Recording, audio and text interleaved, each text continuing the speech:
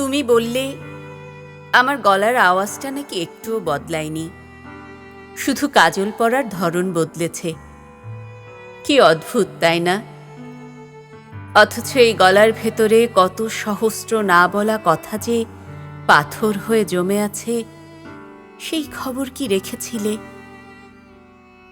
তুমি তো শুধু ওপরের প্রলেপটাই দেখলে। কাজলটা খুব নিখুঁত লাগছে। তুমি শুধু এই কাজলের রেখাটাই দেখলে, অথচ এই কালোর আড়ালে কতটা ক্লান্তি আর কয়েক হাজার নির্ঘুম রাত জমে আছে, সেই কালশিটেগুলো তোমার চোখে পড়ল না? এই কাজল আমার কাছে সাজ নয়, বরং একটা দেয়াল, যাতে ভেতরের নোনা জল এই সীমানা টপকে বাইরে না আসে। আসলে শূন্যতা ঢাকতে এই নিখুঁত অভিনয়, যাতে কেউ না বোঝে ভেতরে ভেতরে একটা মানুষ রোজ নীরবে নিভৃতে গুমরে মরছে। তুমি ভাবছ আমি কত সহজে ভালো থেকো বলে চলে গেলাম।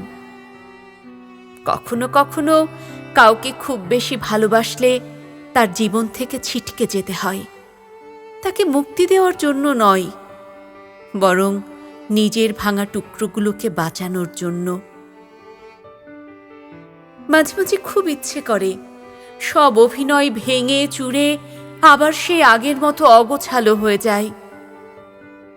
কিন্তু কার কাছে গিয়ে দাঁড়াবো বলো তো? কার কাছে হারাবো? তোমার ডায়েরিতে হয়তো একটা শুকনো গোলাপ এখনো যত্নে রাখা আছে, কিন্তু আমার বুকটা এখন খা খা মরুভূমি। সেখানে কোনো ঘ্রাণ নেই, আছে শুধু ধোঁয়া ওঠা একরাশ হাহাকার।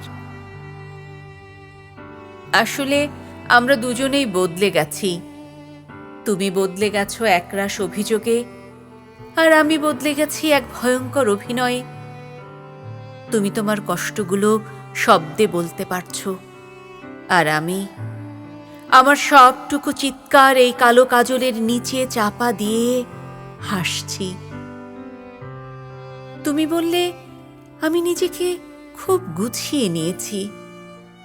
কত অনায়াসে বলে দিলে কথাটা। মানুষ যখন ভেতর থেকে নিঃস্ব হয়ে যায়, তখন সে নিজেকে পাথরের মতো শক্ত করতে শেখে।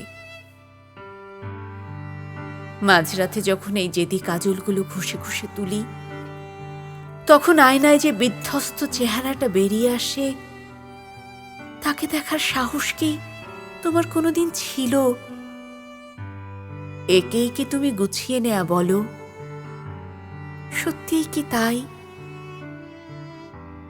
আরেকটা নির্ঘুম রাত আমার অপেক্ষায়, আর এই নিখুঁত কাজলে কষ্ট ঢাকা আরেকটা সকালের অভিনয়ও আমার জন্য তৈরি হয়ে আছে।